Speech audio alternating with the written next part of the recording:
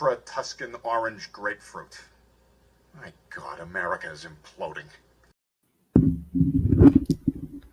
What's up, bitches? Welcome back to Fanzone Debate. I am Caleb Coho, and I am here to bring you the most important event that we have going on today in Fanzone, and that is the title is on the line. It's going to be a great debate. Tim, the Hulk Brzakala, who has won it and never let it go, is defending once again from Jacoby Bancroft. No hard feelings. My parlay teammate for life. It's going to be a great debate, but I also have some pretty fantastic people here to help me judge, starting with two-time challenger Robert Parker. How are you doing, Robert? I'm doing lovely, Caleb. How are you? I am frazzled, but I am here. You're hiding it very well. I'm excited to get this going. Awesome. And then we'll go over to our fellow judge who's had a great season in Fanzone, Andrew, the dive bar star of Creed 2. How are you doing? I'm good. I made a chart for the players to memorize. Make the better argument, beat the other guy.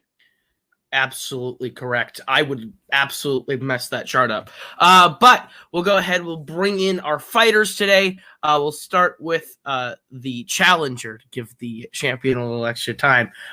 Jacoby, the Barbarian Bancroft, you made it. You made it all the way to the title match. What's going through your mind right now as we get ready to start? The biggest thing right now is that you're right. Bar's chart is confusing. It looks like I have to beat the other guy first and then make a better argument, and I don't know how I'm going to do that. So now I was already at like a really, really intense nervous level, and now that just throws me over. So thanks for that. Other than that, excited and nervous to be here. I get terrified of debating, and I like debating, and Tim's going to be a lot of fun. So I'm excited. Absolutely. We've said his name a couple times already. We say it 3 times. He appears. Tim, the Hulk Brzakala, the champion, is in the building. How are you doing? Are you prepared to defend again? Thoughts going through your mind in this match? I'm going to throw up because Jacoby's really good. I would like to say, though, that 2 people on this judging team are people that I've beaten in title matches, and I would like if the judges would not use that against me today. I have no ill will to either because both have beaten me by knockout. I know you wouldn't do that, but yes. Wouldn't do that, but on the other hand, I beat him twice, so he's a little extra. No, I'm excited about this. If there's I barely won the last time. Like, Nick almost had me. So, like, I've always said it from the beginning. Like, I wanted to win it, defend it once, and then whatever happened, happened. So, that's the same thing that's going to happen today is if Jacoby beats me, we have a new champion, and that's exciting. And if I win, then whoop-de-doo. Fair. A lot of pomp and circumstance to the whoop-de-doo. But with that, we'll go ahead. We'll get into the main rounds of debate. But first, let's fight, folks.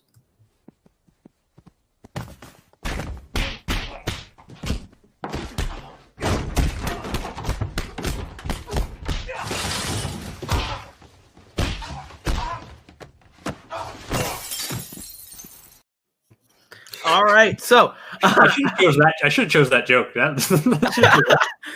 So how this is going to work, you're each going to get a 1-minute opening, starting with the person who drafted the question. You'll each get your opening, then we'll go into a 5-minute free-form debate. I will show up on screen to give you the 1-minute warning and then to count you down. Then you have 1-minute closings as well, going in the reverse order of how we did in the openings. We got 5 of those, and at the end of the 5, if we are still undecided, we go to speed rounds. So, any questions as we get into the main rounds of debate? And the first question. No. All right. Then your I was not paying attention. Yes. Valid. All right. Then your first category that was drafted is the world of comedy movies. Mr. Tim Brzakala has done so. Your question is, what is the funniest joke in the Ted movies? As he has specifically drafted Ted and Ted 2. So, the funniest movie in the Ted movies. Tim, you drafted the category. You'll be going first. 1 minute for your opening. Time begins when you start talking. The Ted franchise, the first 2 movies, they're all about this relationship between Johnny and Ted. And the funniest moments come from their relationship. You get to learn about their relationship, what they like, their dislikes, how they have grown up together, and their friendship. And I think that is best exemplified when Johnny first comes to visit Ted's apartment after he moves out in Ted 1, and he's telling him about this lovely lady that he met at the grocery store, Tammy Lynn. But first, he says, white trash name, guess. And Johnny says, Brittany. No. And then they just go, and he's, don't fuck with me. And Johnny just rattles off all these names. It's hilarious. This is a moment that also exemplifies Mark Wahlberg as a comedic actor. He's hilarious in the scene. Flashing back to Ted just shaking his head, no. And then is it anything with the Lynn after it? Yeah, so I got you, motherfucker. It's hilarious. Time. All right, so we'll go over to Jacoby. 1 minute for your opening. Time begins when you start talking. The absolute funniest joke in Ted 2 is the whole Amanda Seyfried's eyes look like Gollum bit. You know, when they're in the diner, her character Sam asks if she has fuck me eyes, to which Ted replies, no, you have give us the ring, my precious eyes. It is such a great laugh out loud moment because it does what Ted does best. It goes there. It makes you go, oh shit, someone actually called Amanda Seyfried Gollum to her face. And you know what? He's absolutely right. It's not just a vague pop culture reference. It's a pop culture reference that's intelligent and accurate and is told with perfect timing and highlights Seth MacFarlane at his best. And that's not all. This joke has an even funnier payoff later in the movie where Sam comes face to face with someone in a Gollum mask. The timing of that scene is so perfect because there's this mad, crazy fight going on. And the moment where Amanda Seyfried makes a face of horrid realization when she sees someone in a Gollum mask and finds out that is true, it's a great callback to a great joke. So it's absolutely the funniest joke in the Ted movies. Time. All right. He gave up about 0.27 seconds. All right. So we will go ahead get to the main rounds of the debate. 5 minutes, gentlemen. Go for it. So my biggest issue with your choice, which you said it, is it's a big pop culture reference, and that's true. The Ted movies have a lot of, like, the jokes are either pretty much just like gag, gross out humor between Johnny and Ted, or pop culture references. And especially Ted 2 was filled with pop culture references, and there's so many more that are just funnier than this one. Everybody knows Amanda Seyfried's eyes are big. It's a joke that's been made many, many times. This wasn't the first thing to do it. This isn't the first thing to do it.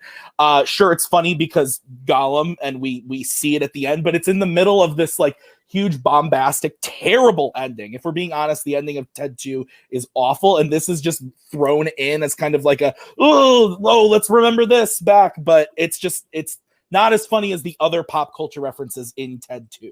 See, I would actually argue that I would prefer a pop culture reference than a low-hanging joke, low-hanging fruit joke, which is what your joke is. Your joke is basically the equivalent of like, hey, you know, like white girls like pumpkin spice lattes. Isn't that hilarious? That's not funny. That's very base level humor. That's not really great. It doesn't capture what Ted is about. And no, it's not just a simple pop culture reference. Yes, Amanda Seyfried's eyes are big in this movie. And yes, people have made that joke before. But what makes it funny is that someone is actually saying that to her face directly, and we get to see her response to that. It's that, oh shit, Seth MacFarlane actually did that. And that's what captures the heart of and the spirit of these Ted movies so well. And you talk about how my editing is off. Your whole joke structure is off. They ruin the punchline of your joke with I'll speak. But I think your punchline of your joke is ruined, and the whole structure of it is wrong.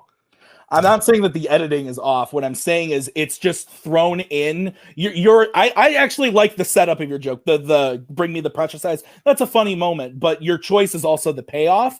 And I don't think the payoff is 100% there because it's thrown in to an ending where so much else is going on. And I just think that compared to other pop culture references in there, like Ted Clubber Lang, the Jurassic Park weed, Liam Neeson doing the Tricks Are for Kids, Tom Brady, the Star Wars guys at the crosswalk, there's just so many other funny, memorable moments, whereas this one has a memorable beginning, but the payoff isn't great. And I think that I look at the Ted movies, and the relationship between Johnny and Ted is what is the most important thing at the center of these movies. And that white trash name moment and I think the payoff you're referring to is him just going, Tammy Lynn, fuck that moment. I think it's hilarious. It shows Mark Wahlberg's ability at comedy and also shows the subtleties of Ted as a character just sitting there going, nah. And it's not just a white girl, it's the white girl trash name. I think it's hilarious, whereas yours is just another pop culture thing mixed in with every other pop culture thing. See, but it's also a better pop culture thing because it's actually related directly to character. Your references to pop culture things are things that happen just randomly off to the side. Like how you say it's the relationship between, these characters themselves. This is a pop culture reference that's actually biting to the character, and they get to talk about the relationship between Sam and Mark Wahlberg's Johnny overall as they kind of begin their kind of flirtatious sort of thing and whatever that is that they have. You're saying that my payoff is thrown in there. That's what Ted does best. It's the fact that the payoff where Amanda Seyfried actually sees a Gollum mask and makes a look at where she looks exactly like Gollum is so great in that scene because it is this mad, crazy fight where everyone's fighting each other in super epic and super action. And all of a sudden, you have that one brief payoff to the moment. You go, oh shit, they brought that back. That's hilarious that they do that. And I take issue with the fact that your whole argument stems around the fact that this joke stems around the relationship because it's true. It is a great exemplifying of the relationship. The problem is it's not funny. The question is funniest joke in the Ted movies and it has to actually be funny to do that. It's a great character moment between the two. I just don't think it's very funny. It's absolutely funny. It's one of those and being what's funny to one person might not. Funny is very subjective. But if you ask people, hey, have you seen Ted? What are moments you remember? That is a moment that is rattled off often because people remember it for being so funny in the movie. But again, the pop culture references that you talk about of Gollum being there and her seeing Gollum, again, it might be funny, but there are other funnier moments in your own movie. The whole Tom Brady bit is a giant pop culture reference that is so much funnier than anything with the Gollum. See, but I just even think my joke is absolutely funnier than your joke, which isn't funny at all because you're insulting the pop culture aspect of my joke. At least my joke actually makes sense. It is actually an appropriate setup, zinger, everything. Your joke, Mark Wahlberg gets mad at telling Ted for telling him the answer before he guessed it. But wouldn't it have been funnier if Tammy was the first or second name that Mark guessed? Right now, Tammy is named 22 out of 50, right in the middle. So we don't even know that Mark Wahlberg actually named that. Time. All right, we're going to go to closing arguments, starting with Jacoby. 1 minute before your closing time begins when you start talking.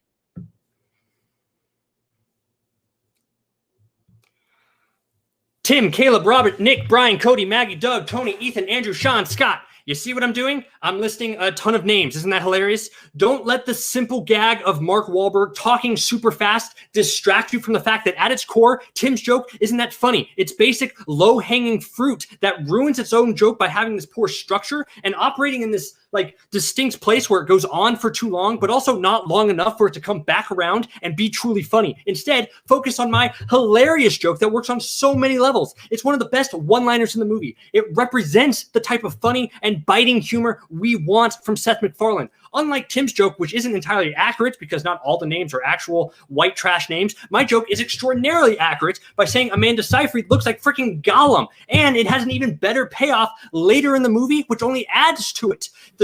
Everything about my joke is funnier from start to finish. So that's why my joke is the funniest in the Ted movies. All right, seeing about 4 seconds on that one. We'll go to Tim. 1 minute for your closing time begins when you start talking. All of Ted is low-hanging fruit. Literally all of it. Both movies is all low-hanging fruit, funny pot humor. That's all it is. That's all the movies are, including taking a reference like Gollum and making it funny for us, like the people like me who like that sort of thing. That being said, though, the funniest moment isn't a moment that has nothing to do with Ted or with Johnny. It has to do with Ted and Johnny, and that is the moment in Ted with the white trash girl names, because it exemplifies Mark Wahlberg as a comedic actor. It shows the relationship of them being best friends, stoners together, hanging out, smoking, and having fun and talking about their lives. Those are the funniest moments in the movie. Of course, it's low-hanging because all Seth MacFarlane stuff is low-hanging. Yours is just another pop culture reference in a movie filled with pop culture references that doesn't even pay off that well as good as time. All right. Whoo boy. It's one down. We are 1 round in, and I am already having to make hard decisions. All right, judges. Quick question. Yes. When I hear the question again. Yes, sir. What is the funniest joke in the Ted movies? Okay. So judges, write down who you are voting for on your whiteboard or on your piece of paper, whatever you have. I'm stalling myself because I'm not sure who I'm voting for.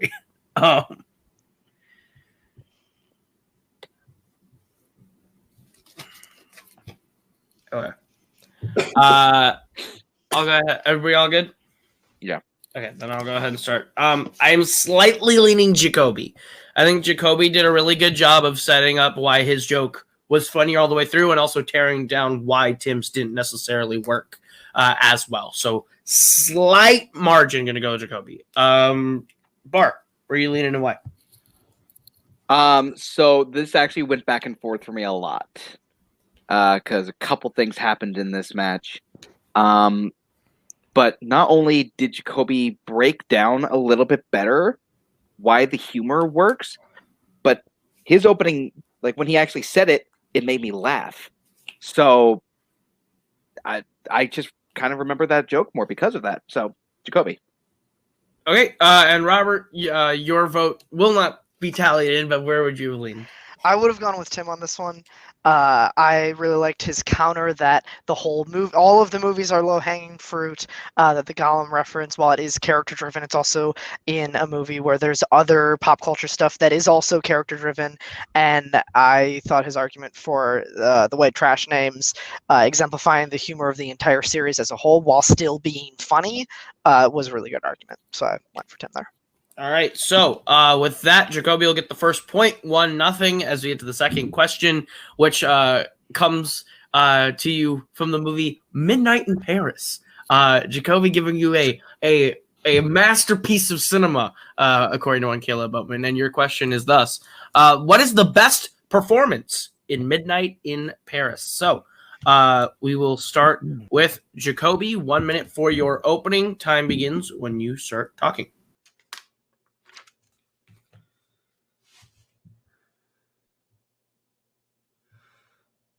Corey Stoll is the standout performer in Midnight in Paris. His Ernest Hemingway not only dominates every scene he's in with his magnetic charisma that sucks you in and makes you contemplate life and death and manhood, but his take on the character completely embodies the whole idea of what the movie is trying to accomplish. That's the definition of a great performance. This movie is about a man longing to live in the past and meeting some of the greatest artists and novelists of all time. And the movie wouldn't work without performances like Corey Stoll as Hemingway, who represent this era of true artists. The question is about the best performance, and I choose the guy who put in the work to deliver an actual performance, because Stoll isn't just playing Hemingway the person. He's playing Hemingway the way he comes across in his writing, which was a deliberate choice by Stoll, which is 10 times harder than just copying his mannerisms. It's a fantastic approach to the character, and he not only steals absolutely every scene he's in, but he also pushes our main character to rethink his entire life. So yeah, overall, Stoll gives the best performance in Midnight in Paris as Ernest Hemingway. Time. All right, Corey Stoll. Tim, who is the best performance in Midnight in Paris? 1 minute. Time begins when you start talking. For my performance, I went with Marion Cotillard. She plays Adriana. The reason I picked her is a lot of actually the same reasons Jacoby picked Hemingway. So this is going to be interesting, but I think that she is the character that actually defines this journey for him, because for Owen Wilson's character, because she's the one that shows him that maybe being in the past isn't the greatest thing, and that being in the present is more important, and that all comes through her performance. She dominates every moment she's in. From the first time they meet and they're sitting and having this conversation about just her life, and he's immediately captivated with her because she is such a captivating character and performance. When they go to the parties, when they go further back into the past, into her golden age, she just exemplifies everything about this era and this time, and that comes across through her performance. And I'll talk about why Corey Stoll is meh in a few minutes. All right, conceding 2 whole seconds. All right, guys, 5 minutes. Have at it. I went first last time. Okay, thank you. My big problem about the Marion Cotillard's performance is that too much of it relies on her being one of the most beautiful women in the world. You say she's just this captivating presence and she's this character who's always there that you can't take your eyes off of. Yeah, that's true. It's because she looks like Marion Cotillard. Her character really does not get a boost until the very ending there. But before that, she is just this cardboard cutout of a French mysterious archetype, and that's what she's supposed to be, because at the end you realize he's actually supposed to be with somebody in his own time. She plays this very non-existent character who you have to fill in the gaps for performances, and I think that's not the best performance in the movie, as opposed to Corey Stoll, who just energizes every scene he's in. You can't take your eyes off him. He is just this force of nature who you listen to what he has to say, and you want to believe it. That is why he gives best performance. My problem with Corey Stoll is I think that he's serviceable in the movie, but him, along with a lot of the other supporting characters like Adrian Brody, even Sheen, they all are very one note. He's playing this one level the whole time, and it never really changes to me. There are moments where he's like, telling about his time in the war and his book and stuff, but it's all played at the same level, and it doesn't change at all throughout the movie. Whereas Marion Cotillard, from the moment you meet her to the end of the movie, she has this arc that wouldn't have been capable with a lesser actress. I take issue with you saying that it's just because she's beautiful that she's captivating. No, she's captivating because of the way that she talks to Owen Wilson's character, because of the way that she interacts with the characters around her. That's why she's captivating. And yes, of course, she is beautiful, but that's not the main reason you're captivated with her. You're captivated with her because of the way she interacts with everyone else, and that's not possible with a lesser actress or a lesser performance. I take issue with the fact that you say Corey Stoll is serviceable and you compare him to the other larger-than-life people in this movie. Because, yes, there are larger-than-life people in this movie, like Adrian Brody, like even Gertrude Stein, or even the Fitzgeralds. But the reason why Corey Stoll stands out overall in person is because how impactful he is to the story overall, about how he changes the main character, and he does so in a way. You say that he's one note throughout the way, but if you ever read a Hemingway book, that's exactly how Hemingway's lines read throughout the thing. It is how he talks in very short, monosyllabic, whatever, one-syllable words to get his point across about life, death, art, manhood, and to do that with such a deep sense of longing and depression that's like hiding behind his voice, along with some angry uprisings about manhood. That, how dare you call him just serviceable, as compared to Marion Cotillard, who just sits there just kind of like, I'm sometimes a little bit sad. And that's unfortunate. And then her big moment, which the only part where I think she's actually good, is when she has her big epiphany of just like, I want to stay here. But Owen Wilson overshadows that moment like he does throughout the whole movie for her. So she doesn't rise to the occasion as she should in this movie.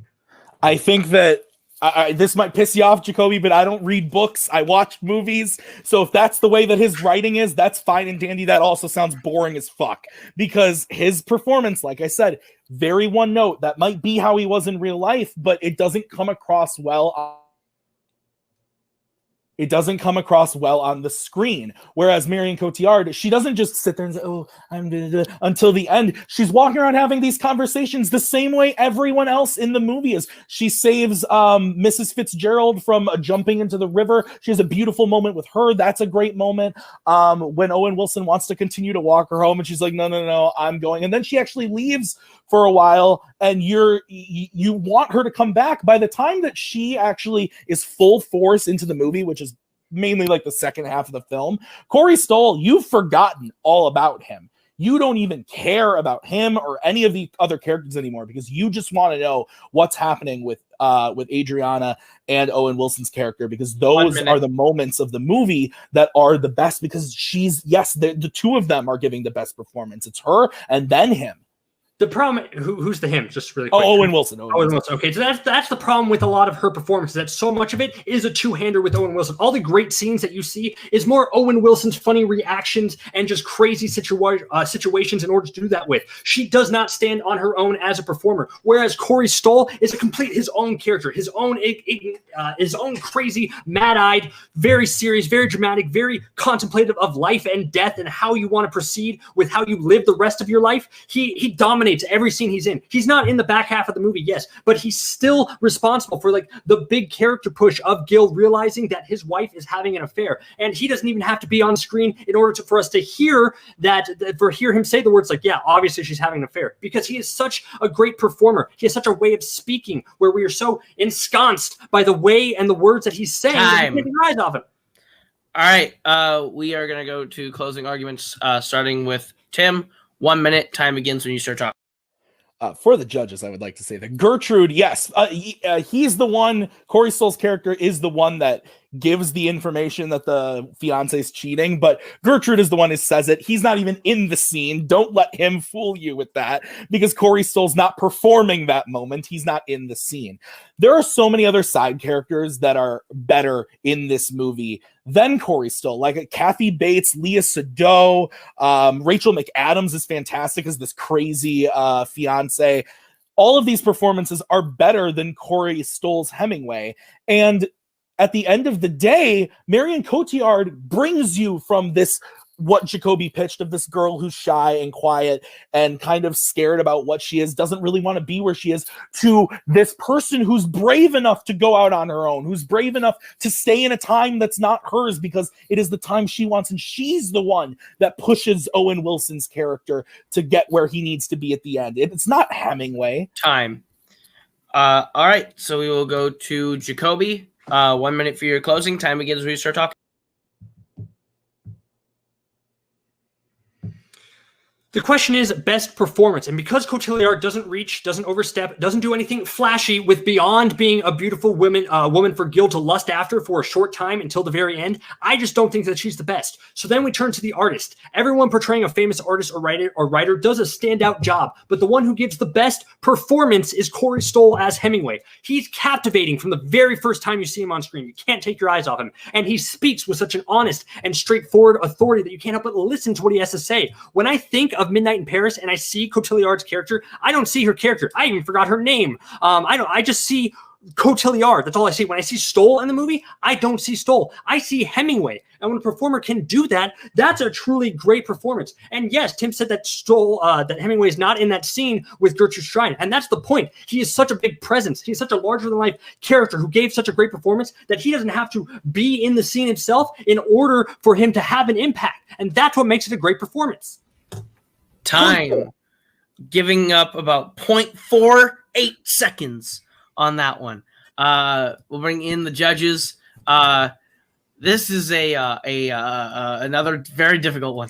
All right. Write down who you're voting for. Yeah, Bart. Same. Same. I have so many notes. This is so difficult. My emotions. Gonna go with my gut on this one. I never wanted to meet LeVar Burton. All right. As everyone has what they're voting for, Robert. No. No. You know? Okay, then never mind. Hold it. Hold. Keep holding. And keep holding. All right. Robert, you did not have your vote count last time, so we'll start with you. Where are you leaning and why? So in the main argument, this devolved real quick into which character is more impactful on the story. And I just basically threw all that out because it didn't matter. It didn't pertain to the question very much. So we got lost there a little bit, but we got back on track, I think, in both closings. And it really just did come down to the performances, came down to the closings for me. And, well, I don't know, the whole argument about performances. And I decided to go with Tim because I think he really talked about Cotillard's arc and how her character is not just another pretty face. You really see that character progress and in time with the story. So I think, I think Jacoby's main argument against Tim's was that she's just another person for Owen Wilson to lust after, just another pretty face. And I think Tim did a really good job of countering that and showing why her performance makes you feel something more than that. All right, Bar, where are you leaning and why? These guys took somehow two very different approaches to the question, but very similar ones as well. Whereas Jacoby was talking about like the deep subtleties of the performance. Tim was talking about the naturalistic just like ease of the performance of Cotillard. And I think that Tim just edged out Jacoby's argument with his. My vote does not count. I also would have gone Tim. I think that this was a nail biter through and through, but I agree with Bar. I think that Tim's approach to the question ended up working a little bit better for him. So we are 1-1 tie game. Tie game. Third Tie question. game. Tie game. Tie game? And your third category. Your third category. Can we leave this one in the past for my own sanity? Is drafted by Mr. Tim Brzakala. It's the category of Middle Earth. And your question is, what is the best quote from the Hobbit trilogy? So we will start with Mr. Brzakala. 1 minute. Time begins when you start talking. My quote for best quote in the Hobbit trilogy is a quote from Gandalf the Grey, performed by Ian McKellen. The quote is, "I have found it is the small everyday deeds of ordinary folk that keep the darkness at bay. Small acts of kindness and love." This is in the middle of a larger monologue between him, or dialogue, I guess, between him and Galadriel. The reason I chose this one is this quote encapsulates everything about the Hobbit trilogy, which is what the question's about, but also Middle Earth as a whole. The small everyday things, the small everyday people can do the impossible. It's not just a good quote for the trilogy, it's a good quote overall for life, that you can be this small thing, but through love and kindness, which I'm sure Jacoby will not show me in this fight, will make you prevail, help you succeed, and become the greatest thing Middle Earth has ever seen. Time. All right. So we'll go to Jacoby. 1 minute for your opening time begins when you start. At first glance, my quote is a relatively simple one. It's the "I'm going on an adventure" that Bilbo speaks near the beginning of Unexpected Journey. Now, are there more meaningful quotes in the trilogy? Yes, but I truly think my quote is the best from the Hobbit trilogy for a few reasons. For one, it kickstarts the whole adventure. Seeing Bilbo realize that he wants to set out on this epic quest is so exhilarating. This is a hero's journey, and after his refusal of the call, Bilbo excitedly realizes that he wants something more from his life. Yes, that's everything this trilogy stands for: adventure, excitement, going out of your comfort zone and exploring a little bit to find out who you truly are. The Hobbit movies are clearly inferior to the original trilogy because they go on for way too long and are filled with a lot of junk and filler and forced love triangles. But at its core, this was supposed to be a fun adventure. And no quote better exemplifies everything the trilogy started out as, better than hearing the timid Bilbo loudly declare that he's going on an adventure. That quote is the best. Time. All right. So we will go to 5 minute freeform. How about it? So you just said in your opening that moment is really exhilarating and exciting. That's not because of the quote. That's because of the great direction by Peter Jackson. That score, that moment from Howard Shore, that dun, dun, dun, I can't think of it, I can't do the whole thing, but that moment with the high strings and everything, him running through and everyone going, "Bilbo, where you go?" Those are the moments that are cool. The actual moment is just a trailer moment. It's a meme. It's fun. It's fun for the moment. But other parts of your own quote moment, outshine that. Whereas mine is something that everyone is already kind of thinking. Gandalf just is the one who says it, that the small things are the ones that go on to do the great things through acts of kindness and love. That's what keeps the darkness at bay. That's why it's so impactful throughout the whole trilogy and the saga. Yours is just, woo, we're going on an adventure. It's fun, but it's not the best. Yes, my quote, but it defines the start of this adventure that we're going to go on. It's the starting point to where the franchise could go, the sense of adventure and the journey that we're going to go on, this unexpected journey that we're going to go on. That is all said in the quote. And yes, everything, the line, the stuff around it exemplifies it, but that just makes it better. It is the best quote coming from that movie overall itself. And I think your quote is good, Tim, but I also think it's a little generic. We see this type of quote everywhere. It's the same meaning as True Detective lives once there was only dark, but if you ask me, the light's winning. It's the same as Harry Potter's we've all got light and dark inside us, but what matters is that we choose to act on it. Or one of the million motivational quotes about small acts of kindness that are everywhere. All of those are basically saying the same thing, and you could swap it out and have it mean the same thing. It does nothing for the Hobbit trilogy overall. And you say it's the stuff around it, but you leave out a truly great part of your quote too. The better part of your quote is what Gandalf says after your quote about why Bilbo Baggins is because I'm afraid and he gives me courage. That's the better part of your quote, and you left that out, and I don't know why. Well, I would have had it in, but I was told I couldn't put the whole monologue when I asked. I was told I couldn't put the whole thing. So you're missing the final part of it. Okay, well, yes, that part of it is also good, and if we're going to be technical, it is part of the same quote if you want to look it up. But I take a big issue with you saying that your quote defines the franchise. That's what you said. It defines the start of the adventure of the franchise. No, it defines the start of Bilbo's journey. Mine literally defines the franchise. Mine literally looks at the franchise as a whole and looks at the main heroes, Bilbo, Frodo, Sam, the main heroes of the stories, and exemplifies it. And in the Hobbit trilogy specifically, also referring to probably even the dwarves, if you want to look at it as well, being small people. This quote exemplifies the franchise as a whole. Going on an adventure is another generic line that Frodo could have said in the Fellowship of the Ring, and we wouldn't have batted an eye. You saying that there's quotes from Harry Potter or whatever the fuck else you said, that doesn't matter. We're not talking about quotes from them. We're talking about quotes from this movie and this franchise. Yes, exactly. But I'm saying that yours presents its information in a way that's so generic that we've seen it 1,000 times before. It is not to the movies itself. It could be taken out of context. You could see it on a bumper sticker somewhere and not know that it's from The Hobbit. I'm going on an adventure is so embedded in the Hobbit movies overall that it is the best quote from that movie because for what it jumps off to, for what it leads to. Yours, you talk about everything around that. Your scene is done in this really cheesy, mood lighting, very quiet, very unassuming way where the music is way too loud and the scene is just overbearing in an already long movie. It is not embodiment of the movie overall because it's not true to the characters. It's not relating to the characters overall. The I'm going on an adventure is so rooted in Bilbo, and Bilbo is the most important character in that movie. We're not talking about the movie, Jacoby. We're talking about the trilogy. And the trilogy, that, fine. If you want to say best, if you want to say, most defining Bilbo quote, sure. Maybe. I could probably think of other ones that are actually probably better than that one.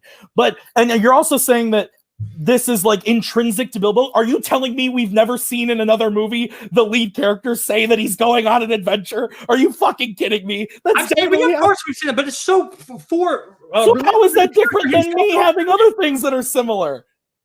Sorry, How is that different than my quote being similar to something that Dumbledore says in Harry Potter? Because because you haven't seen that in Harry Potter. You haven't seen that anywhere. The I'm going on an adventure is so Hobbit related. Is everything itself. You say it's not about Bilbo, it's about Middle Earth overall. The movies are called The Hobbit. It's about Bilbo Baggins and Bilbo Baggins' journey throughout it. And the thing that starts his journey is the I'm going on an adventure that sets his whole character arc into motion for time. We are getting to the line fight from me v Tim again. All right. We're gonna go ahead and get closings. We'll start with Jacoby. 1 minute when you start talking.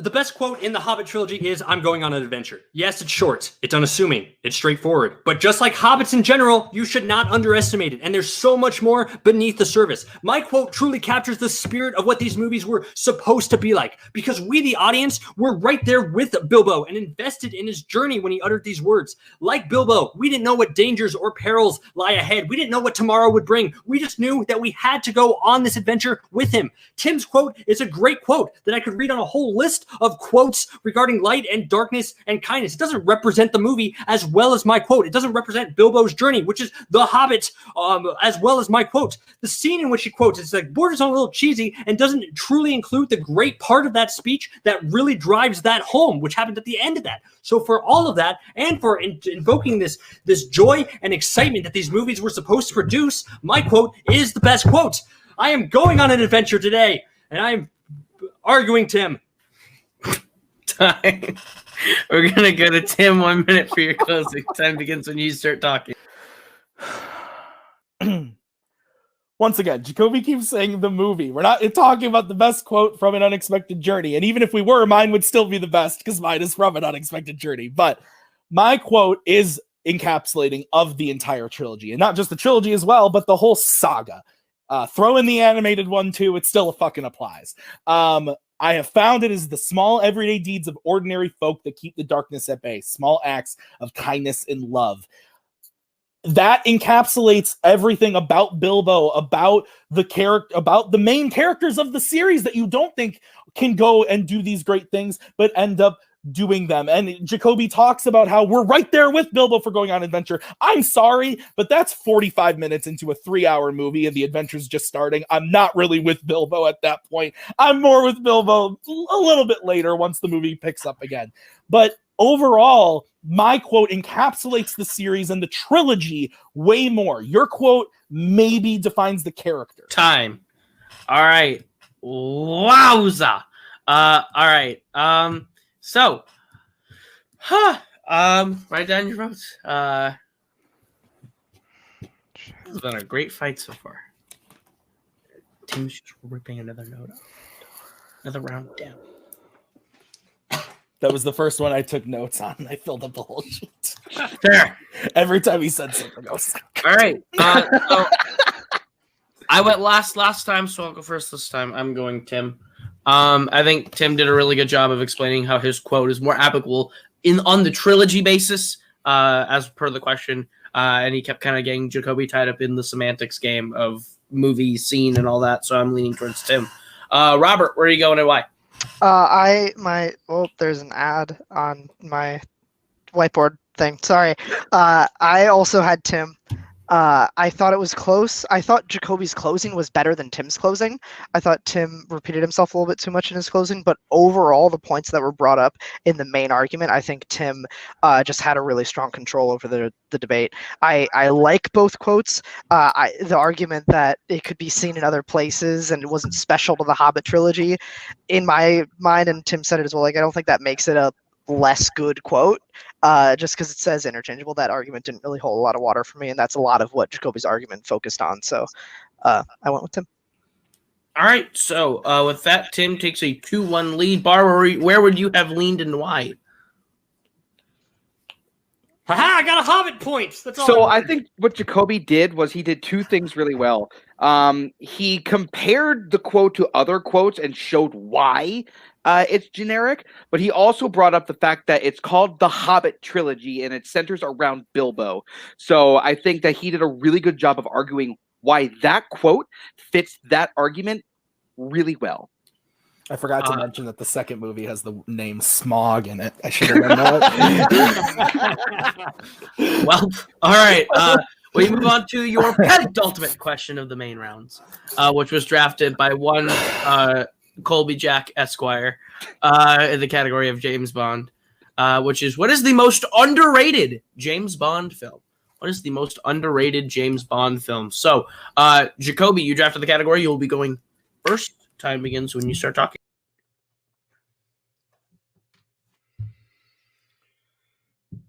When you think of Pierce Brosnan's Bond, here's what you think. GoldenEye is the gold standard of Brosnan Bond films. Then you either really love or really hate World's Not Enough, and then you just really hate Die Another Day. All three of those are in conversation a lot, but that's missing Brosnan's other Bond film, Tomorrow Never Dies. This movie is criminally underrated for a lot of different reasons. It has the best opening sequence that proves why Bond is such a great character. It has a plot regarding media corruption, which back then may have been a little silly, but in today's world and time is incredibly important and relevant. It has some of the better action sequences of any of the Brosnan films, and it has the best Bond girl, Wei Lin, by far, and it's not even close. And for some reason, this movie is incredibly underrated. But if you want a Bond film that walks the line perfectly between gritty and fun without collapsing, that is relevant to today in a way other Bond movies aren't, and to see a Bond girl done right, then you watch Tomorrow Never Dies. Tomorrow Never Dies is the most underrated Bond film. All right. Seeing about 3 seconds on that one. Tim, 1 minute for your opening. What is the most underrated Bond film? At least people talk about these movies that Pierce Brosnan was in. Nobody talks about Timothy Dalton and his movies, and that's why my choice is License to Kill. This movie fucking slaps, and nobody talks about it. Nobody talks about this movie at all. Timothy Dalton as Bond in this movie is great, as one of the best Bond villains in Sanchez, Pam Bouvier. You talk about as being one of the best Bond girls. You talked about Michelle Yeoh's character being one of the best. When people like her, she's regarded as one of the better Bond girls. But nobody talks about this story. This is the first time we saw Bond kind of go rogue and out on his own, and that is a story that is so interesting that at the time, it's kind of overdone now. Craig has done it quite a few times, but at the time, we had never seen anything like it. And for some reason, nobody talks about this movie because they're so hung up on the Goldfingers and the Golden Eyes and the Casino Royales and the Skyfalls that this one falls to the wayside, and nobody really talks about it. Time. All right. 5 minutes. Have at it, folks. I guess start right. Yeah, you can. So I guess overall, my biggest problem, you keep saying over and over that nobody talks about the movie. I thought it was generally accepted that these License to Kill movie are pretty good now. They're very well regarded. They're the blueprint of Daniel Craig's Bond overall. And I'm probably you saying that it's underrated and not like appreciated. Everyone likes License to Kill when they watch it. It's a solid revenge flick. And the thing is, a lot of people like it too. 78% on Rotten Tomatoes. It is a very high scoring Bond film. While Tomorrow Never Dies is one of the only 5 Bond films that's less than fresh, that has a less than fresh rating because people didn't understand it at the time and it's only getting better appreciation now as it is. You say people all talk about Brosnan movies. They talk about the 3 Brosnan movies. They forget the other one, which is Tomorrow Never Dies. It is the most underrated of any of the movies, of any of the Brosnan movies by far, and any of the Bond films overall. I don't think that's true because people talk about Jonathan Pryce. People talk about Michelle Yeoh being great characters in the movie. But overall, your movie is just a serviceable Bond film. I'm not saying it's bad. Don't get me wrong, or I'm not saying it's great or bad or anything, but underrated is a stretch because there are so many other Bond movies that I would say are even more underrated than this one, but not as much as License to Kill.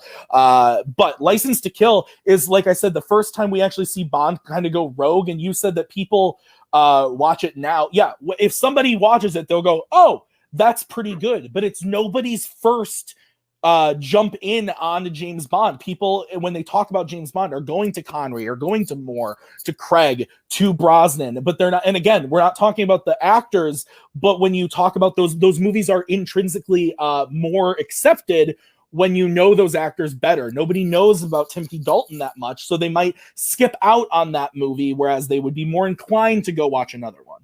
We keep I think both of our arguments are hard to prove when we say people don't talk about this movie. People don't talk about this movie because we were making the same argument for each side. It's hard to prove that sort of thing. I can only say at the time that of the Brosnan Bond films overall, you don't mention Tomorrow Never Dies out of the 3 of them. And I can explain to you the reason of why it's better today and why it was underrated back then, which is because back then the plot was a little silly and it was a step down from GoldenEye's, grittiness of it. But the plot of media corruption, of media influencing the news in order to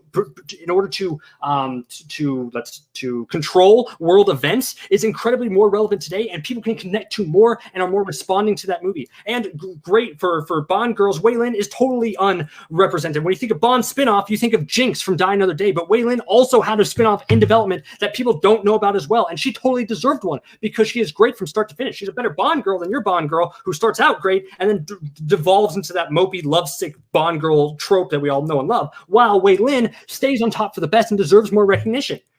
I'm not saying that she doesn't deserve recognition at all. And again, I don't think your movie is a bad movie. I think it's a very mediocre, fine Bond movie.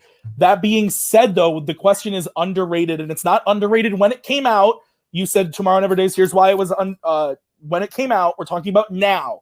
And now there's Craig, there's Brosnan, there's Connery, there's Moore. Nobody talks about the 2 Dalton movies. And when you look at License to Kill, it's got one of the best villains in Sanchez. You have one of the best motivators of why can't I think of his freaking name? Felix getting attacked on his wedding day and his wife getting killed, and Bond going out for revenge against his friend. That is so much more exciting than Elliot Carver just kind of standing there behind a computer, pressing some buttons, and it's just a better movie overall, and it's underrated because nobody talks about it. When it came out, sure, it might have had a 78% on Rotten Tomatoes. That wasn't a thing. Rotten Tomatoes wasn't a thing when it came out. When it came out, people thought that it was good, but then it was lost. Nobody cares anymore. I'll admit that the time that it came out, the world wasn't ready for a darker Bond overall. But the problem is that we've seen so much better now. When you watch the Dalton Bond movies, they're good movies, but it's like, oh, I just want to watch any of the Craig movies, which does the gritty Bond taste so much better than License to Kill. The reason why my movie deserves more recognition is because it was underrated at the time, like your movie, how nobody talked about it as much as the movie as it came out, but it is more accessible today. It is better watching today than it was back then because you view it with fresh eyes. You actually see it better. My movie is actually relevant to today, while your movie is just like, oh, yours is good and it's a good movie, but I want to pop in Casino Royale. I want to pop in Skyfall. You say it falls by the wayside. It's because the other movies does it better. My movie actually takes an important issue and makes it better for today. Makes a fun action movie. You call out the scenes in your movies that are great. My movie has the great opening scene with Bond flying a plane away from nuclear materials. Has a fantastic car chase for everything involved there, and has a great relationship between the girls. All right, so we will start with Tim. 1 minute for your closing. Time begins when you start talking. I want to make sure we're not arguing best Bond film, worst Bond film, best actor, worst actor. What I'm talking about is License to Kill came out, people liked it, and then other movies came, GoldenEye came out, and Brosnan swept and took over. Craig took over. Jacoby says that this idea of License to Kill where Bond goes rogue has been done better. It hasn't, because the times that Bond has gone rogue are Quantum of Solace, and if you think that's better than License to Kill, you're crazy, and Spectre. And if you think that Spectre is better than License to Kill, I'm sorry, you're crazy. This idea of Bond going rogue, going for revenge is such a cool story, and people just forget about it because it's the thing that happened in between Roger Moore and Brosnan. Tomorrow Never Dies is a serviceable, fun Bond movie, but that's all it is. It's a movie that deserves to kind of just be that. It's the follow-up to GoldenEye. It's not very good, and people don't forget about it. It's not underrated because there's not even really anything that fantastic about it to begin with. Time. All right, we're going to go to Jacoby. 1 minute for your closing. Time begins when you start talking.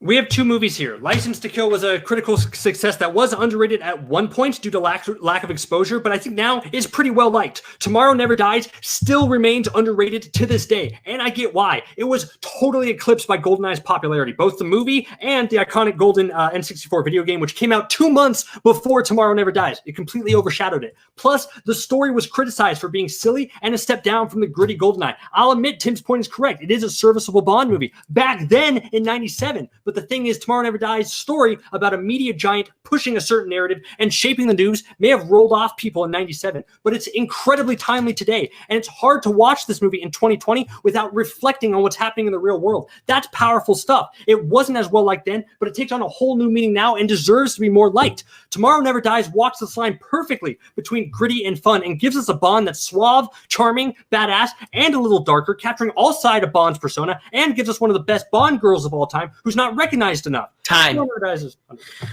All right.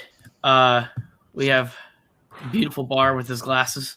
I see it. I saw that. You don't get to hide that. All right. We're gonna write down our answers. This was a very back and forth round. It's been very back and forth entire debate. This is very difficult. I am straight up not having a good time. I don't know where I'm going yet. Oh, that's a bummer because we're starting with you. No! Ah! God, no!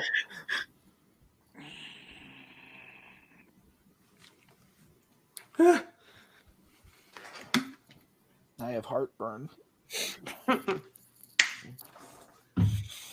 Oh boy, this is intense.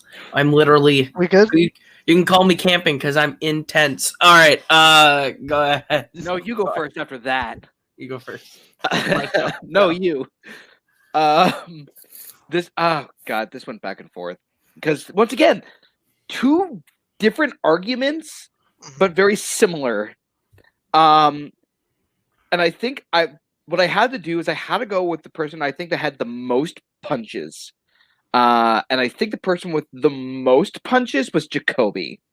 I think that he brought up more about the flaws of License to Kill than I think Tim brought up of the flaws of Jacoby's movie. Robert, where are you leaning and why? I also went with Jacoby.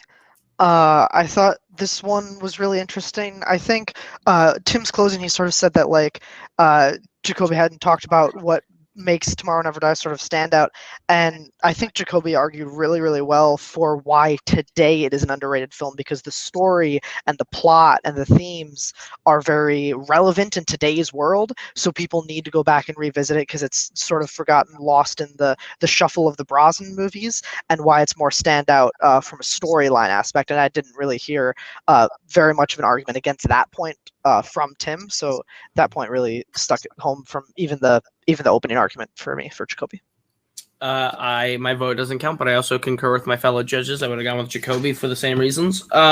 So we are tied 2-2, which means we are doing a speed round. We are doing a speed round. So we will be going to the fifth and final prep round, debate round, drafted by Mr. Brzakala, which comes from another category that just gives me great joy, Harry Potter. And your question is thus, besides Voldemort, who is the best villain in the Harry Potter films? So we will begin with Mr. Brzakala. 1 minute for your opening time begins when you start talking.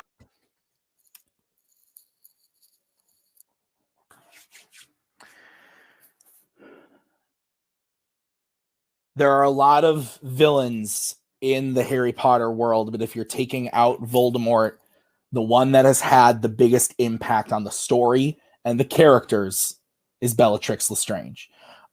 She single-handedly has fucked with so many of these characters. Messes with Neville's parents, kills Sirius Black, attacks Ginny, burns down the burrow. She is an evil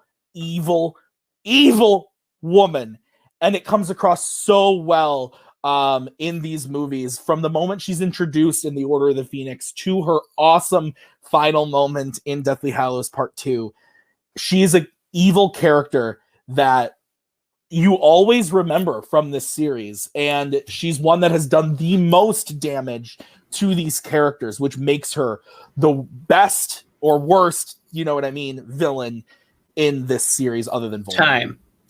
All right, so we will go to Jacoby. 1 minute for your opening time begins when you start talking.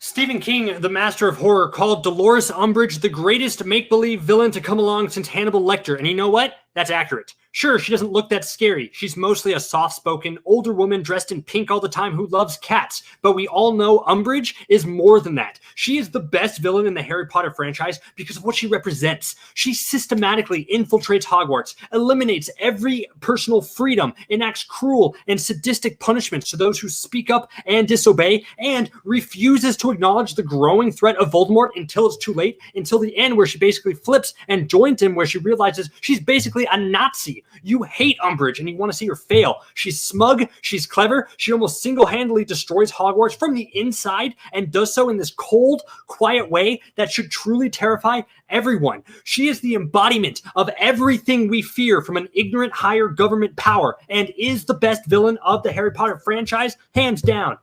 All right. I can sing about 3 seconds on that one.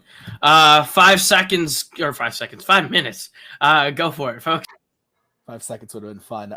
You go first. Stop me if you've heard this one before. Harry Potter film gets new defense against the dark arts teacher that is crazy and mean, and then is out in a wimpy way by the end of the movie. Okay, but seriously, Umbridge is a good character. I really like her character. You definitely root against her 100%. But she makes the owls pretty difficult in year 5. Granted, she does the little righty thing on the hand. That kind of fucking sucks. Bellatrix murdered fucking Sirius Black. Destroyed the burrow. Literally tears apart our heroes from just... It's insane the amount of damage she does. Umbridge is a great villain to root against in Order of the Phoenix. Absolutely. But she is not an overarching villain that you remember as from the series as a whole. From your movie, absolutely. The series as a whole, next to Voldemort, Bellatrix is the one that does the most.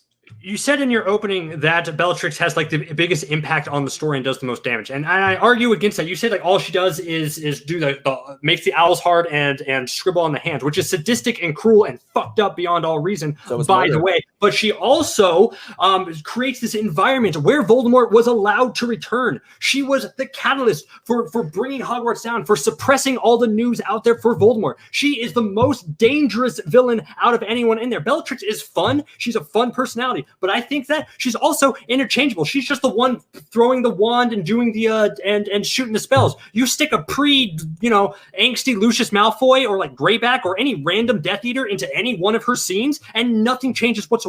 Umbridge is a representation of the systematic failure of the Ministry to respond to Voldemort and not having an adequate defense that allows him to rise up and take over. That is by far the best villain. What a villain is supposed to do, it's supposed to make you feel something. You're supposed to maybe sometimes side with a villain if it's a little more sympathetic. You have none of that with Bellatrix because she is so fucking evil. She murdered Dobby. Are we forgetting that she fucking murders Dobby? And it creates the most emotional impact on not just the characters in the movie, but also the audience. And don't get me wrong, again, Umbridge is a great villain in Order of the Phoenix. And again, she does sadistic stuff. I'm not saying that the etching in the thing isn't sadistic, but what I'm saying is that it was nothing against what we had seen before. We saw Barty Crouch Jr. come in as a Defense Against the Dark Arts teacher, Quirrell, Lockhart, all of these characters that come in as a new presence at Hogwarts that fucks shit up. She probably did that the best of those, but it's still something that we saw before. And so it didn't create a response with the audience or the characters. Whereas with Bellatrix, she makes you feel something because she kills Sirius, she kills Dobby, she burns down the Burrow. Okay, a lot to unpack there. One, you just say it's like, oh, she's just like every other Defense Against the Dark Art teacher. No, she does what every other previous Defense Against the Dark Art teacher failed to do and basically fuck everything up in a bigger way. She actually accomplishes her goal to suppress the information. She is actually successful in what she does. So saying that she's just like everyone else is just a clear understatement of everything. You say villains should make us feel something. It's easy to hate Bellatrix Lestrange because she's crazy and she's out there and she's just pure evil. Umbridge is quiet. Umbridge is calm. Umbridge is collected. She is everything like that. On the surface, she doesn't look like a villain, but her words are sadistic and her words are cruel. And for some reason, you hate this old woman in pink. For what? Because she is pure evil. And you keep saying, yeah, he killed Dobby. But I have a big problem with that Dobby killing scene is that Bellatrix Lestrange is basically useless in that. When she has Hermione's throat like up there, yeah, cut her fucking throat, Bellatrix. Do something useful. Don't just stand up at Dobby and wait for the chandelier to fall and then basically wait to push him away. That is an ineffective villain, sir. 1 minute. Okay, that's just a very nitpicky thing that you are throwing out. She succeeds in doing basically every, and if we're talking again, more sadistic stuff, she does, if that's where we're going, is who's more sadistic. She also etches mudblood into Hermione's arm in that scene. That's also sadistic as fuck. Both of these characters are evil. There's nothing doubting that. But when the question is besides Voldemort, what villain is the best? And overall in the series, the one who makes the most impact on the audience, on the characters, is Bellatrix, because she does the most throughout. Umbridge, again, I'm not saying that she's like everyone, all those other teachers. I'm saying that the premise of her coming in is like all those other premises. So it's not as impactful as this new crazy character coming in. And the first thing we see her do is kill Sirius Black. I don't see how you can see that she's not impactful when she literally fosters the environment of Voldemort returns. Bellatrix is just there and throws time. All right, so we're going to go to closings, starting with Jacoby. 1 minute, time begins when you start talking.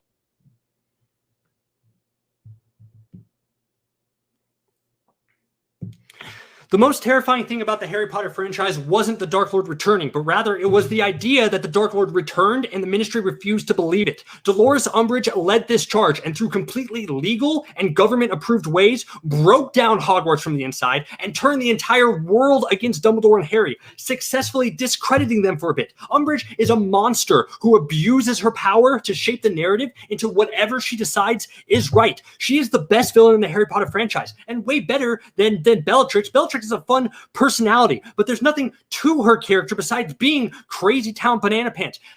There's no depth or anything. And I'll say it, I think almost destroying Hogwarts from the inside and cruelly punishing anyone who speaks up and creating an environment that makes people doubt if the Dark Lord is back has way more impact on the characters and the world overall than killing a house elf, luckily by throwing a knife and by arriving out of nowhere and shooting Sirius when he was distracted and then getting gunned down by Harry. Umbridge is the worst and best villain of the Harry Potter franchise. Time. Man, my voice cracked at the end there. All right, we're gonna go to Tim. 1 minute. Time begins. We start talking.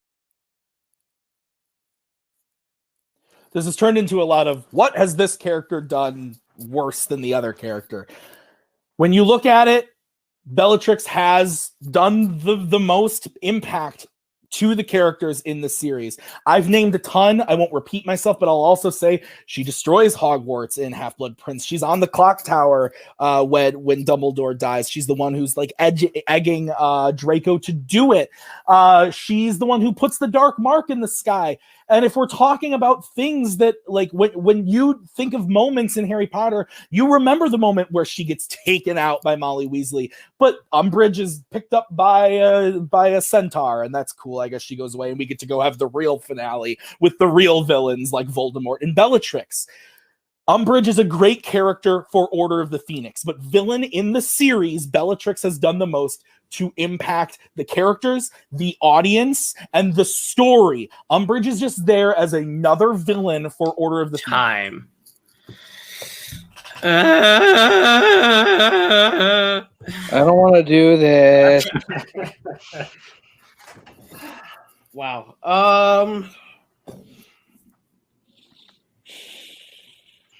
Okay. I'm still deciding myself personally, so I'm not even gonna ask.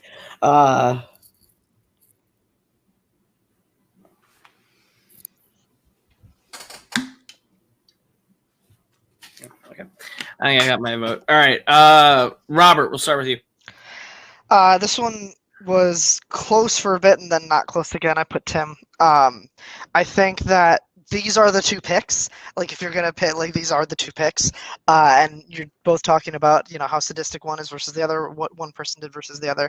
And as much as I hate the metaphorical politicizing of education, actual murder might be worse.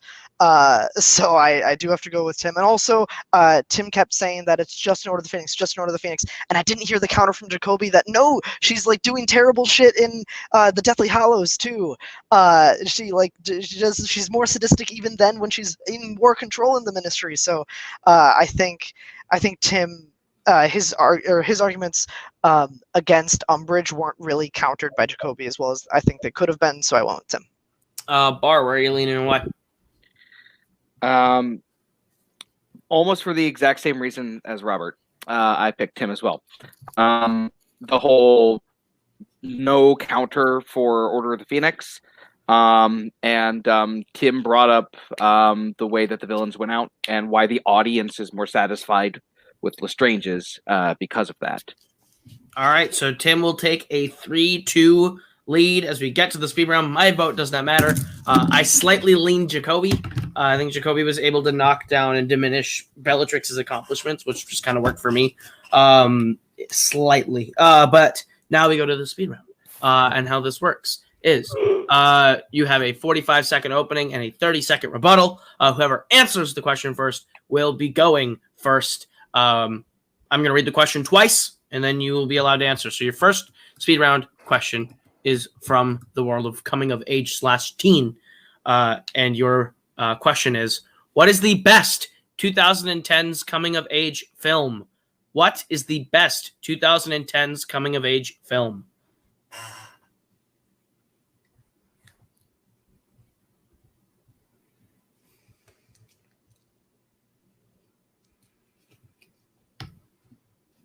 Can I check a year on something? Yes, you may. You are allowed to use Google to help you in this atmosphere. In this atmosphere, absolutely.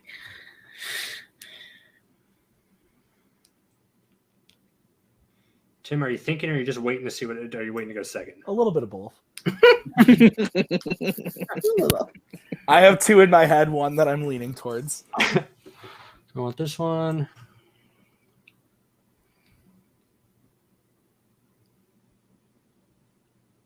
I'll go first. The Edge of 17.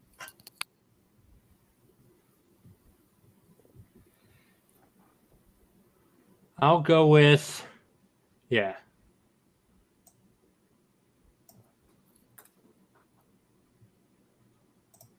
I'll go with The Way, Way Back.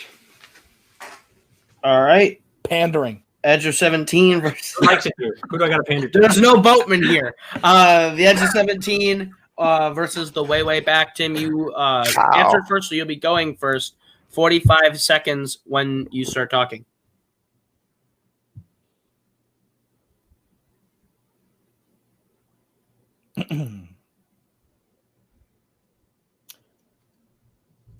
The Edge of 17 is about a 17-year-old girl played by Haley Steinfeld in high school, struggling with her relationships with her best friend, with her mother, with her brother.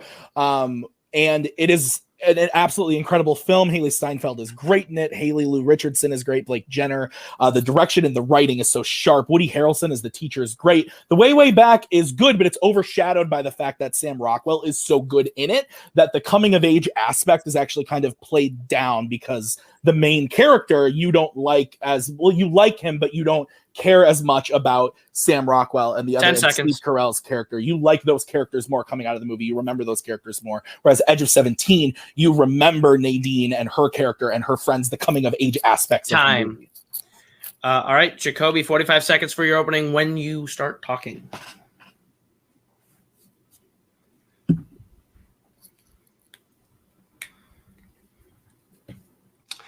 The Way, Way Back is about a severely, very awkward teenager who has to go to this beach house with his family, and then where he comes away from it learning to be a man, which is the very definition of a great coming-of-age story overall. Yes, Sam Rockwell is in it, and he is a great job of it because he is the mentor character. He is what drives drives our main character, Duncan, I believe, to undergo this huge character transformation to stand up to his stepfather. And the way that they portray abuse and evilness for the stepfather is great because he's not an out villain. He's just this big dick that Duncan has to stand up to. I really don't like Edge of 17's ending because I think it really diminishes real mental issues by having her kind of get over her issues with a very easy fix after expressing really dark, depressing thoughts before that. It was too easy of a fix. I think ruined the coming of age aspect of that. 30 seconds, Tim, for your rebuttal when you start talking.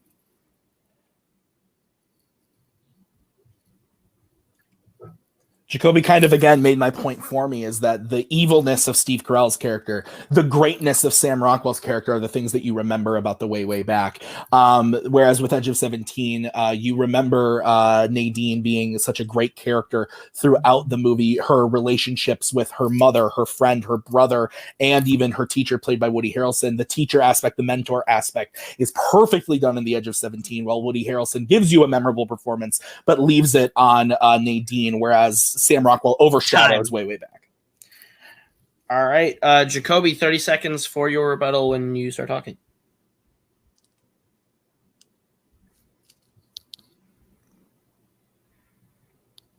I disagree that Sam Rockwell and Steve Carell overshadow the coming-of-age aspect of the movie because they both influence our main character's life so well. Yes, Sam Rockwell is this larger-than-life, quirky character, but that's the character he was supposed to play. He was supposed to bring Duncan out of his shell and be able to stand up to it, and that is a beautiful story and a great relationship between the two people. Edge of 17 rests solely on Nadine, and for a lot of the time, she's not great during that movie. She goes through this very down period of time, and her issues of being resolved at the end are completely washed over. She doesn't have a very natural and believable breakthrough. It's just a very simple one-note answer to it that completely wraps up the movie. All right. Another great fight. This has been a great match. We are still running. We still let's not stop because they have less time. I'm sorry. Rules are rules. All right. I'll start. I'm going with Jacoby. I think Jacoby had great counters to Edge of 17 and why Way Back works with those relationships while also knocking down Edge of 17. I didn't get any defense from Tim on the clean fix that Jacoby kept talking about. So we'll go to Robert. Yeah, I also went with Jacoby, and but basically for that same reason that you said, I really needed just a little bit there in Tim's closing about why the easy fix is okay and doesn't diminish the coming of age aspect. Instead, Tim's closing was good. It just sort of restated the overshadowing aspect and why Nadine is a central character and those kind of things, which are very good points, just not quite enough to counter that really big punch that Jacoby made in his opening. All right, and so with that, Jacoby ties it up. We are all tied up at 3 going into the last speed round question. Bar, where would you have leaned and why? For the exact same reason you guys said. Okay. So we go to the last question, which comes in the world of Disney/Pixar. And your question is, what Disney animated film most deserves a live-action remake? So just to be clear, it can just not have been made yet. If it's something that's already been announced, is that something we could go with? I will look to my fellow judges for. That's it, probably. If it's not made yet. Yeah, if it's Okay, not then out yeah, yet. well, we will It could accept, be in we'll development accept hell that still. answer then. If those Yeah. if they're not made yet, then yes. Okay. So, but not counting ones that's like ones if we want to do one over again that could have been done better. None that already exist. Correct. Yeah. Okay. What is a Disney There movie? is a correct answer. What is a Disney film? This is not Jeopardy. You do not have to phrase your answers in the form of a question. We've been doing this wrong then. Oh, shit. Bar, you had one job. All right. That was keep me on track. We should do this reverse one time where our questions are answers and they have to argue the question. That would be fun.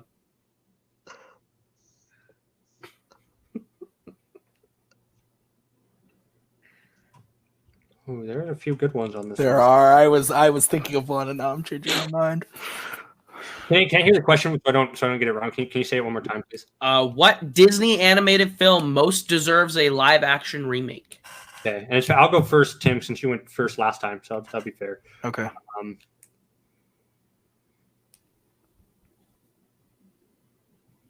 lot of fair play being shown here today. I'm gonna go with.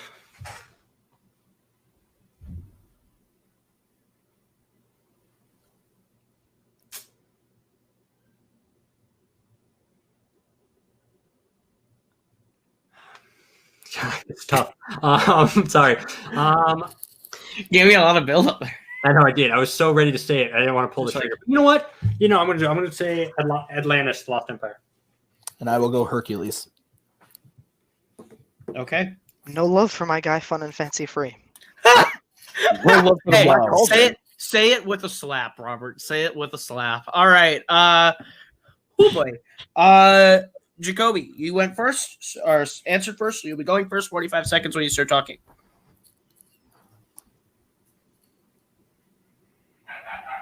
Oh.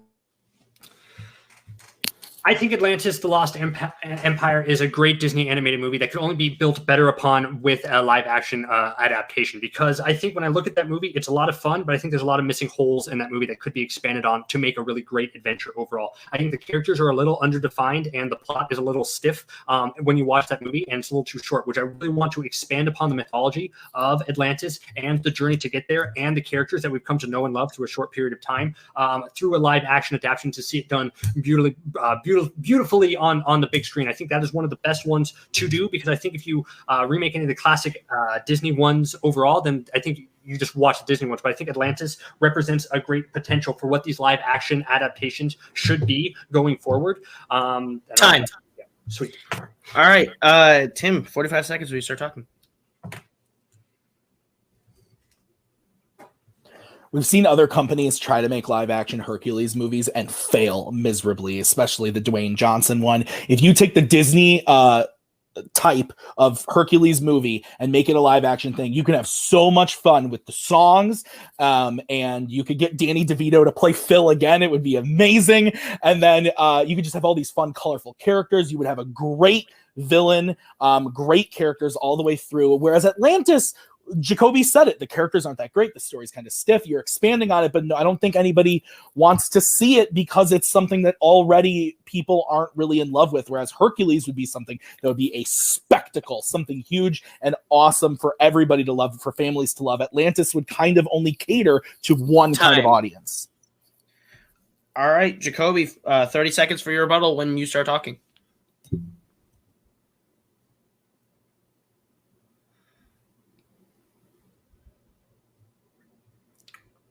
I think the biggest problem with these Disney live action adaptations is that they either veer too close to the original to the point where it's just like, yeah, why would we not just watch the animated movie, which seems to be the movie you're pitching with Danny DeVito as Phil and all the songs and all the colorful villains. It's like, why not just watch the original again, as opposed to doing something different and expanding out there. And that's why I want to, exactly, you're right, that Atlantis needs to be built upon. It is not a perfect story, but I think it can be. It has the potential to build out into something really great with great characters, and to see it on a big screen with the whole Atlantis mythology seen epically. That would be epic to see. Time. All right, Tim, 30 seconds when you start talking.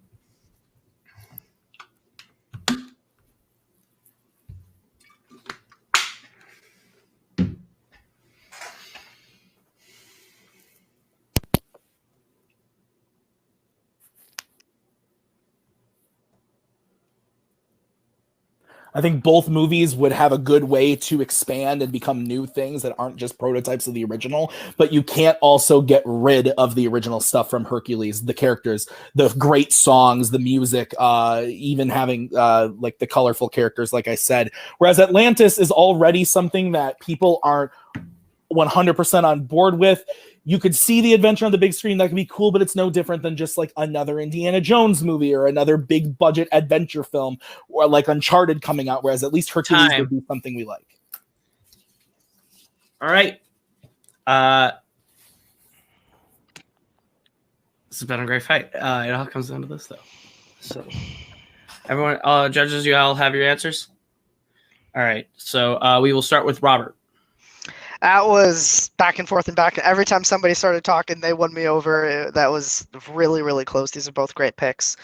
I decided to go with Tim. I think his mention, especially at the end there, about how Atlantis isn't necessarily deserving because it would just be another sort of run-of-the-mill adventure movie. I think that was a very, very good point. That it's for a more niche audience. It's not something that can be really reinvented necessarily. And I liked his counter about how you can't completely abandon the original. Bar, where are you leaning and why? I'm going to leave this up to you, buddy. I went with Jacoby because I think, well, first of all, I was waiting for someone to be argue why it would be better as live action, but no one did that. So I had to go with Jacoby's argument of a remake. The purpose of it is to fill in the holes and problems of the past, which Jacoby used to argue against Tim as reinventing the same thing better. I can't believe you done this. You put it all on me, and I don't like this. Too much pressure. So I think both did a really good attempt at arguing the question. They both came from different perspectives of it. But at the end of the day, and new Fanzone debate champion, Jacoby Bancroft. I think that Jacoby had a really good attack on it's a little too close to the original, especially with the mention of Danny DeVito coming back and playing Phil again, which then prompts the question, why do it? I think was a really good attack that I never got a good defense for. So with that, your winner and new Fanzone debate champion, Jacoby the Barbarian Bancroft. That was an incredible debate all the way through. We went the entire 7 rounds. I think that is for sure match of the year, in my opinion. Both came to play today. We will go to post-match interviews, starting with our unfortunate loser today, Tim Brzakala. The streak has ended. You got your first loss. Any thoughts you have after today's match? No, not much. Like I said at the beginning, I've been doing this for fun for a long time. Congrats to Jacoby because he played really, really well. He had me literally sweating. So yeah, no, I think I did my best. I probably could have done more prep on a couple of the questions. I won one that I really was not expecting to at all. And I lost one that I was expecting to win. So, that's just kind of how it goes with the game. But congrats to Jacoby. I'm excited to see what happens next season with him as the champion now, because we have a big tournament coming up to find out who he's going to play. And that's going to do it for me, folks. This is my official retirement from debate, from Fanzone, because I'm tired and Cody whips me into fandom and I can't focus on this anymore. No, I'm just kidding. But actually, really congrats to Jacoby. I'm excited to see next season, but I'm going to move into just show running and handling this whole thing now. And I'm really excited to see who Jacoby plays next, because in my opinion, I should have played him forever ago, in the beginning of the year. I think that his run at the beginning of the season was amazing, and his run here was incredible as well. So yeah, congrats. I just have to say it.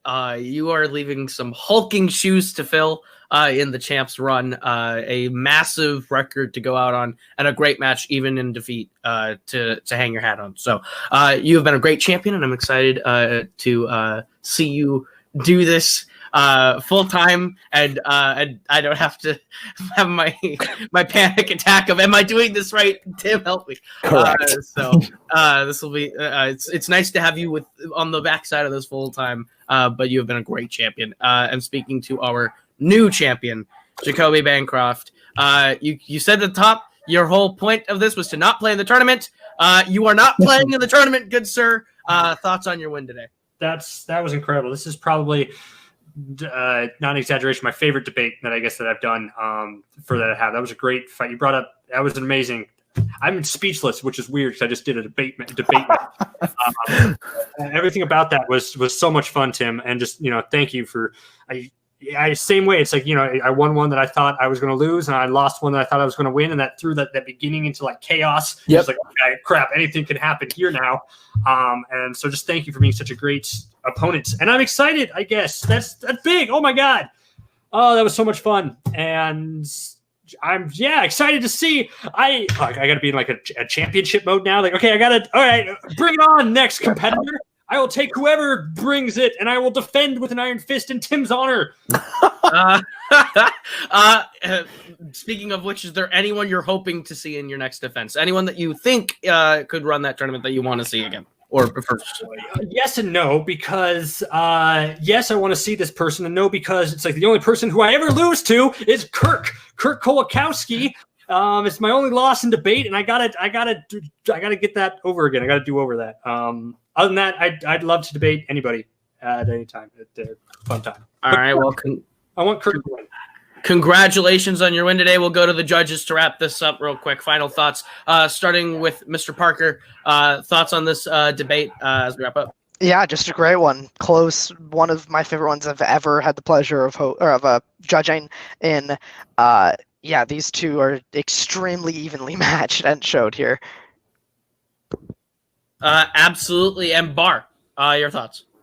Yeah, I'm going to just echo what Robert said. There was maybe 3 or 4 times where literally, in my opinion, bounced back and forth throughout the entire match.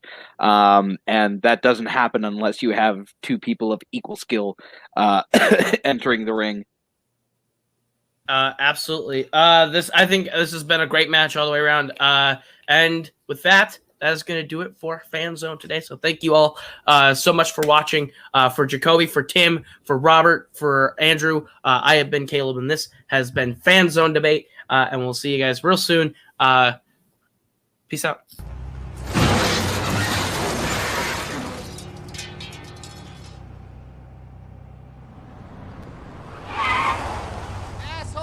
That's my bad. I was sending tweets.